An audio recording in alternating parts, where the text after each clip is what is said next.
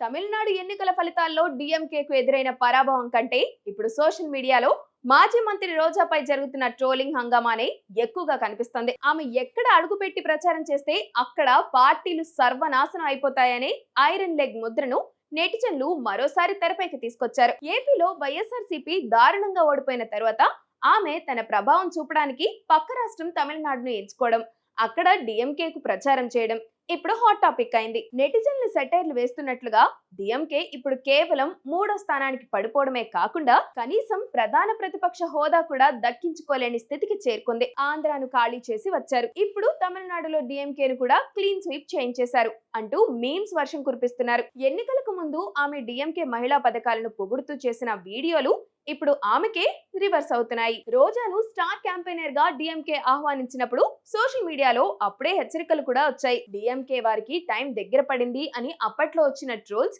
ఇప్పుడు నిజమయ్యాయని నెటిజన్లు కూడా విశ్లేషిస్తున్నారు. విజయ్ టీవీకే ప్రభంజనం ఒకవైపు ఉంటే రోజా ప్రచారం మరోవైపు డిఎంకేకు శాపంలా మారిందని కొందరు వ్యంగ్యంగా వ్యాఖ్యానిస్తున్నారు. పాపం డిఎంకే శ్రేణులు ఇప్పుడు స్టాలిన్ కంటే రోజానే ఎక్కువగా తిట్టుకుంటున్నారేమో అనే రేంజ్ లో సెటైర్లు పేలుతున్నాయి. మొత్తానికి రోజా రాజకీయంగా ఎక్కడ ప్రచారం చేసినా అది ప్రత్యర్థి పార్టీకి వరప్రసాదంగా మారుతుందనే నమ్మకం సోషల్ మీడియాలో గట్టిగా నాటుకుపోయింది. ఏపీలో పరాజయం తర్వాత ఆమెకు ఇక్కడైనా గుర్తింపు వస్తుందని భావించినా అది కాస్త డిఎంకే పతనంతో డబుల్ షాక్ గా మారిపోయింది.